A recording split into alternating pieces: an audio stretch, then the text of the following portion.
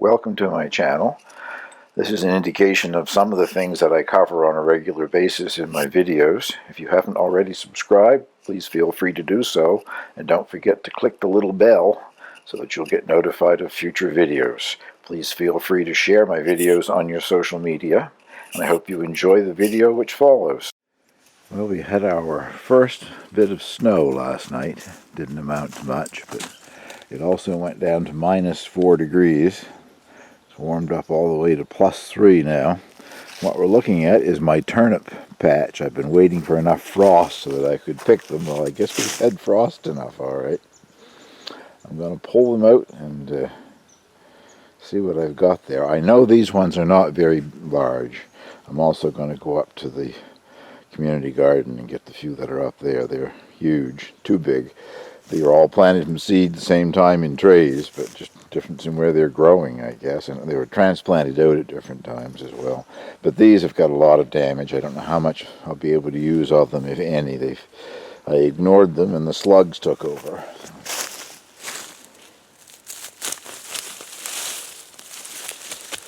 As you can see, I am dressed like the Great Pumpkin. It is hunting season here.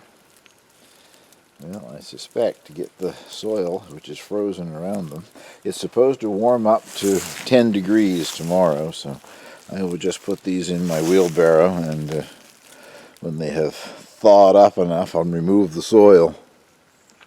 Well, even turning the garden hose on them, that collar of frozen soil that was on them around, soil level, I can't get it to come off. But if it's really going to go to 10 degrees overnight, I shall be able to do something with it tomorrow.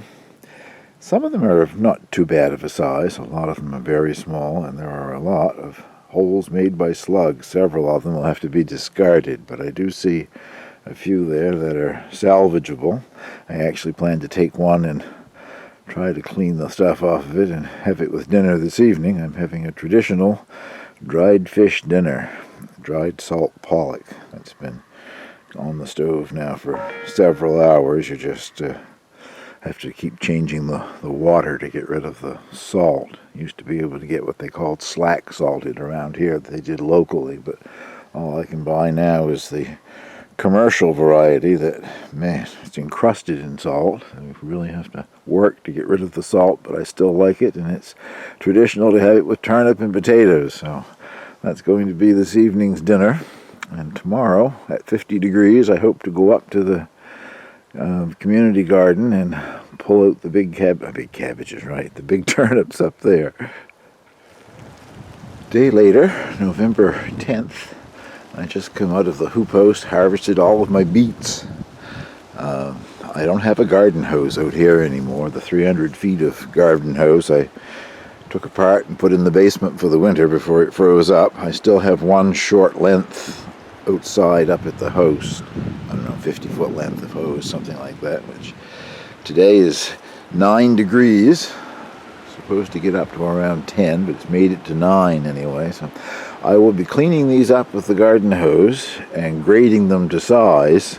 The larger and the medium ones I plan to try to store in the damp shavings, the same as I'm going to do with the carrots and parsnips, and the smaller ones I will keep in the refrigerator in the crisper drawer, or even, depending on how many they are, I might even cook them all and have them to warm up and eat. I love the fresh sweet ones as well. So we will see what we get. Now let's go have a look at what we're going to find for carrots and parsnips. Well, I just took the blankets off of the pea vines. They appear to have survived the -4 temperature. I still don't see any pods that have actually filled out. They've got some pretty good length to them and look like they've got lots of little peas in there. But when there's another threat of minus temperatures, I'll cover them up and see what happens. Maybe I'll get a handful of peas out of it yet. I'm using a fork, garden fork, to lift the carrots and parsnips. There's a bit of frost in the top inch or so there, and it just breaks the tops off when you try to pull them. But surprised at the size of some of the carrots. All summer I was just using baby carrots like that one.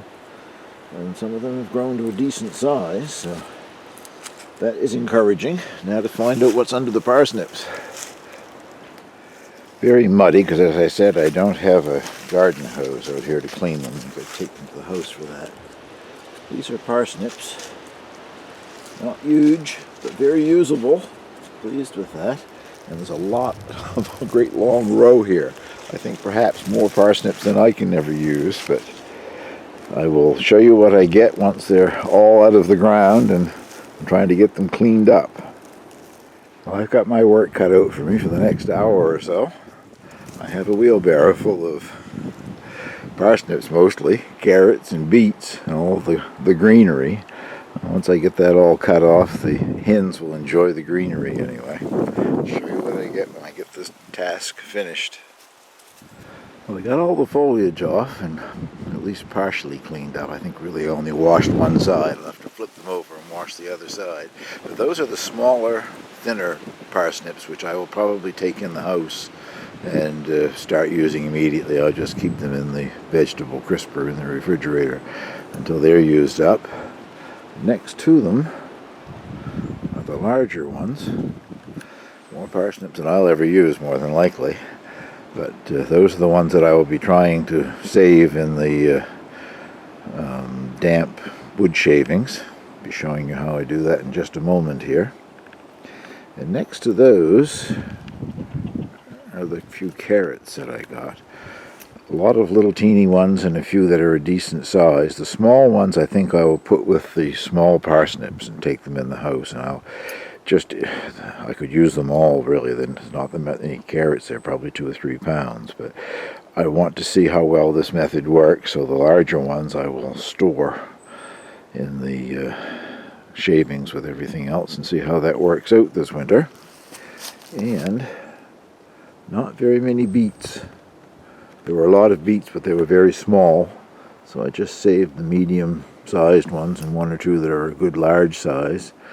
And I'll be putting those in the shavings as well. And behind those are the rutabagas or turnips that I harvested yesterday, able now to get more of the dirt off of them. But before the end of this video, I'm going to show you what I'm planning to do with those and the huge ones that I'm just about to go up to the community garden and harvest. So I'll get out my shavings and we'll start putting these things away.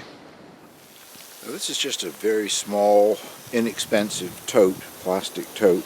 Probably bought it at Walmart, I'm not certain now. I've had it for a few years. I used to store feed for the quail in it. I'm down to 4 quail now, and they're eating the same thing that my chickens are eating at this point. So I no longer need it for that. I just rinsed it out, put some shavings in the bottom, and now I'm going to dampen them down in good shape.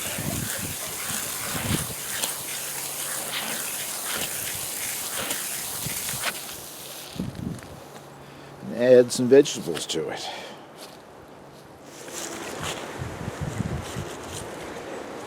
Start with a few parsnips, I guess.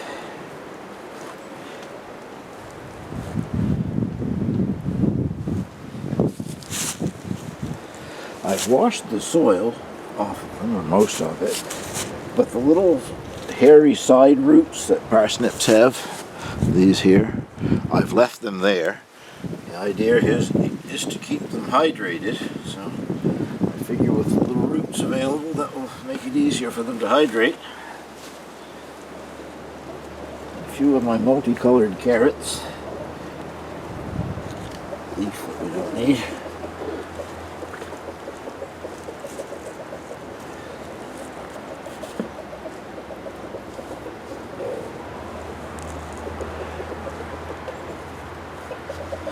And on that layer, I think I'll also put just a few of the beets. Same thing, I left the roots for most of them. I had to cut the ones off that had a lot of soil tangled up, but anxious to see how this works. Guess that will do for that layer.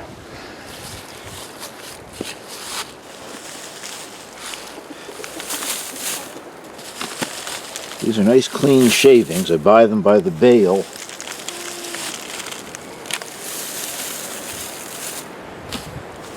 A byproduct of some of the wood industry.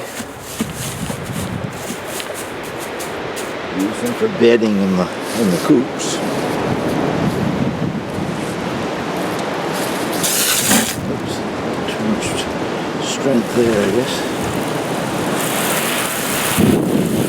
Set this down, I'll keep going until I have all of them in the container. That's level number 2 ready to be covered. And I think from now on, the rest of it will just be parsnips. The carrots and the beets that I have left are nice small ones. I'm going to take those in the house and use them now.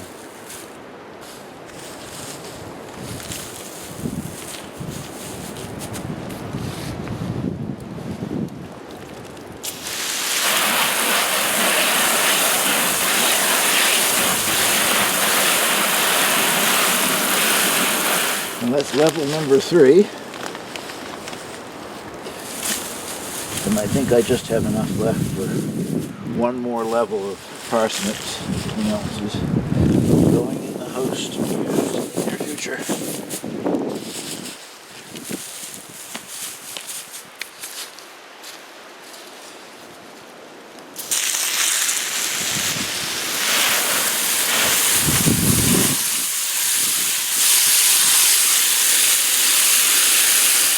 Well, that is the last layer. I'm going to take everything else in with me, I guess. Now I'm going to put this in my basement, which, well, it's heated, but it's heated minimally. And there are areas of it that are quite cool. So I'm going to select the coolest area. As soon as I run out of the ones that are in the refrigerator, I'm anxious to give this a try and see how they did. In the past, carrots and parsnips that I tried to store, if they weren't in a plastic bag, sealed and in the refrigerator, they just all turned very soft and mushy. This is supposed to keep them nice and firm. I don't know whether or not that's true, I guess. Well, I'm going to get Angel as soon as I get this in the basement, and we're going up to the community garden. I know I have a few monster turnips up there, and I think a few that are just a decent size too. So finish the harvest up there as well. This is I was going to say one of the largest, but I think this is the largest. It's amazing that they were all planted at the same time. Small one that I had out of my own garden. And these bruisers were all started from seed at the same time.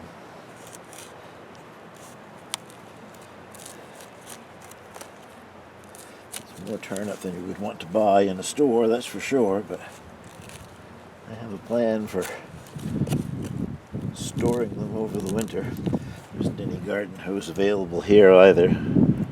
Smart people have taken them in so they won't freeze solid. I'll show you all of them when I get them pulled out. Well, it's a nice little harvest, I guess. I have grown things at home as large as these before. First time I grew them, successfully anyway, outside. I didn't realize that you should not put them in the ground here until at least the middle of July, and I planted them sometime in June.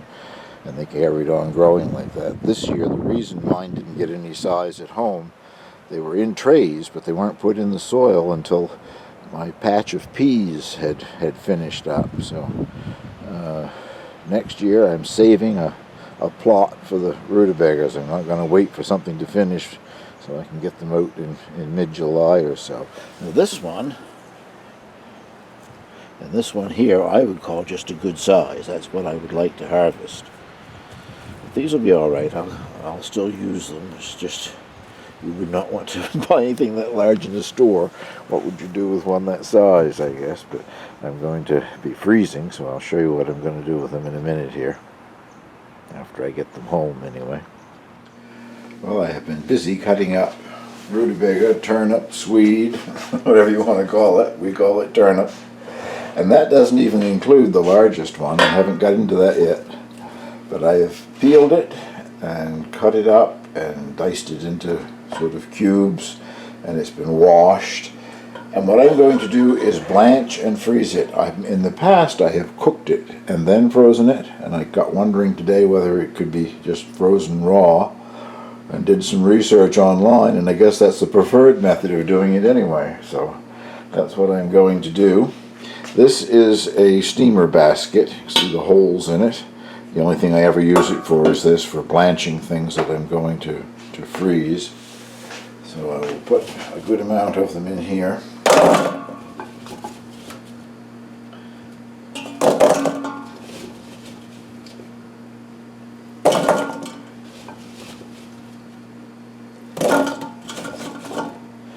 That will probably do. And I think the steamer has come to a boil. We'll put these on. Hopefully you can see the steam coming out of that. There's about 2 inches of water in the bottom of it, and it's come to a full rolling boil. There's not enough water to reach the bottom of the steamer basket. That's the important thing. Just want it to be all steam. And it stays in there for 3 minutes. I'll start my timer.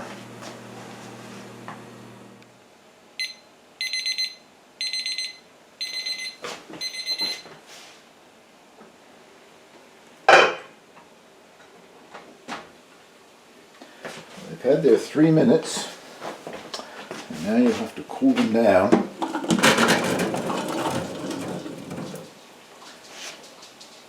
And I run some cold water over them, but they have to completely cool down and drain all this water off of them before I put them in the freezer bags, but that'll be the next part of the process here. Well, it cooled off quite quickly, and I have put all of that batch in a bag, and I'm going to vacuum pack it. It's roughly 2 pounds. That's probably more than most people would want, but I like to have leftovers when I cook it.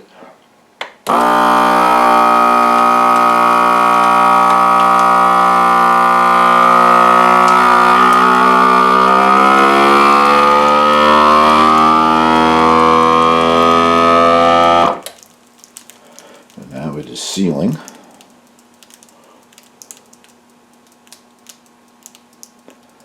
When the little red light goes out, it is sealed.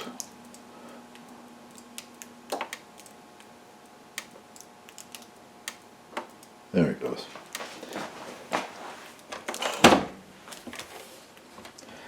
So, there it is.